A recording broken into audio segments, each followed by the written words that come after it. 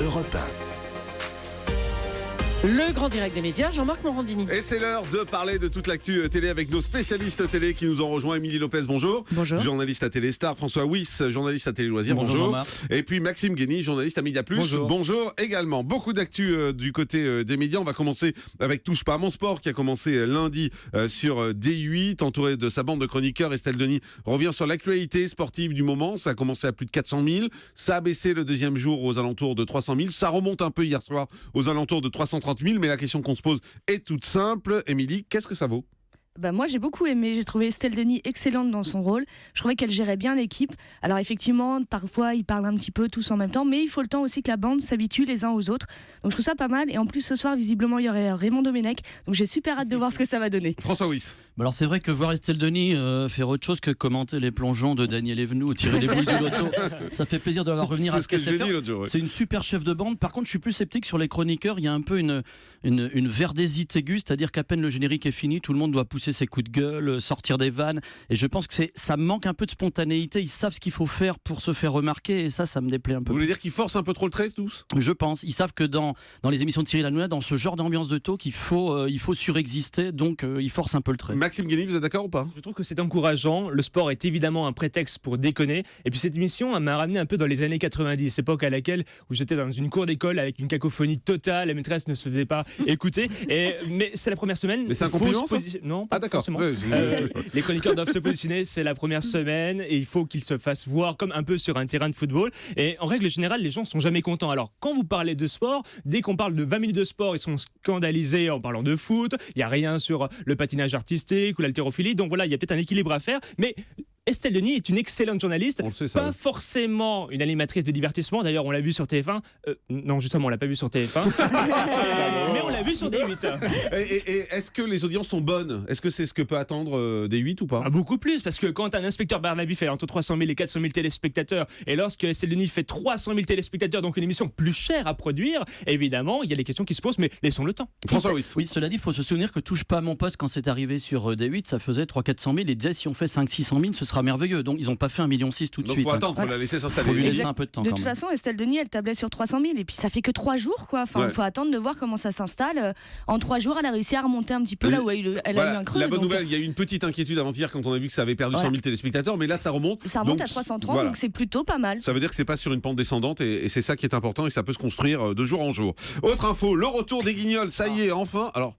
La date est surprenante, 14 décembre, c'est-à-dire une semaine avant les vacances de Noël et de fin d'année, Maxime. C'est un cadeau, un beau cadeau de Noël. On a lu et entendu. Mais ça va s'arrêter au bout d'une semaine, non ? Ils vont pas continuer pendant les vacances, je pense. On a lu et entendu tellement de choses sur les Guignols, on a tellement envie de voir ce qui va se passer. Ça faisait 27 ans, lorsqu'il y avait une actualité un peu chaude, on se disait tiens, on va regarder les Guignols pour voir comment ils vont le traiter, et là, plus rien. Alors, y a-t-il une attente ou au contraire une déshabitude du téléspectateur ? Mais on nous annonce par exemple que Kim Kardashian aura sa marionnette.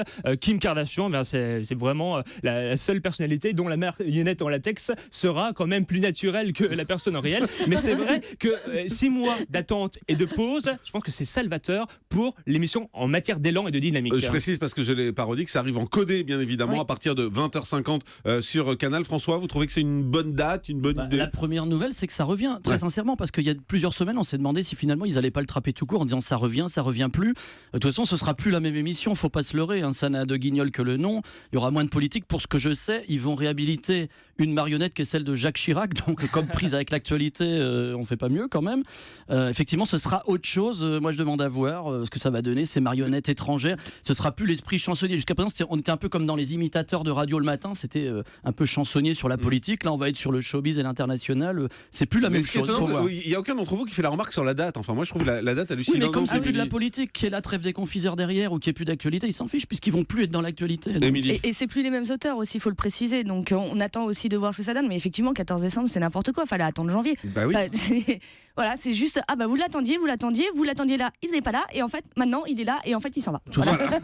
Ce sera les vacances scolaires, donc il y aura peut-être plus de monde devant la télévision, et puis c'est une période aussi importante en matière d'annonceurs, même si c'est diffusé pour les abonnés de Canal+. Ce qui est vrai, c'est que c'est une période importante pour les annonceurs, effectivement. Avec du clair le dimanche. Précisons-le, le week-end il le repasse en clair. Dans l'actualité également, alors ça fait partie des surprises quand même. La nouvelle star désormais qui sera présentée par une femme et qui va être présentée par Laurie Choleva qui arrive sur D8. Émilie, oula, c'est quoi cette grimace ? Non, rien contre Laurie Choléwa, j'aime beaucoup cette jeune fille, mais juste pourquoi encore ramener la nouvelle star? Ça fait 3 fois que je le dis, il aurait fallu faire juste une fois sur D8. La première année c'était très bien et ensuite tu arrêtes à un Mais moment le choix donné. de Laurie, il est bon ou pas?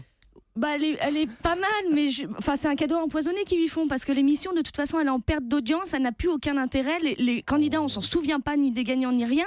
Donc en fait, elle revient pour prendre un truc qui ne marche pas. Donc voilà, c'est pauvre Laurie, quoi. François? Oui, Gilles Verdez a dit qu'elle n'incarnait rien, donc il s'y connaît en la matière. Mais je crois que finalement, non, on peut retourner ce qu'il a dit. Elle est, disons, moi je dirais plutôt qu'elle est neutre. Elle n'est pas associée à quelque chose. Et finalement, c'est pas plus mal pour une émission où les stars, c'est les jurés, les candidats.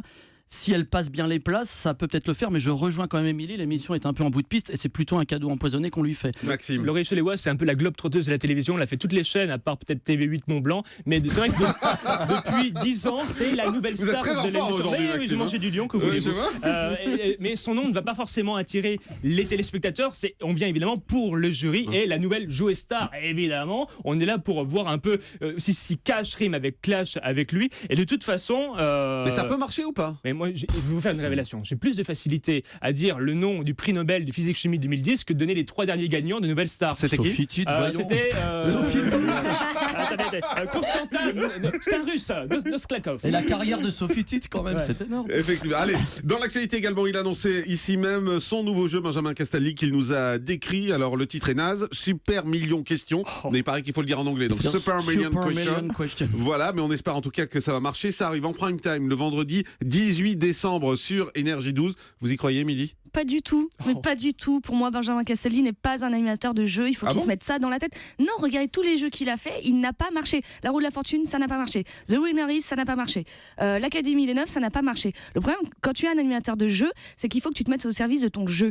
Chose que ne sait pas faire Benjamin Castaldi. Il adore animer des jeux, il nous a dit qu'il était super Oui, content. mais moi j'adore faire plein de choses que je ne fais pas parce que je sais que je suis pas bonne dedans. Point, à la ligne. Il est bon en divertissement, qu'il fasse, je sais pas, du divertissement ou du fait divers. Il adore ça, qu'il aille faire du fait divers. Non, ça c'est bon, qu'il c'est moi.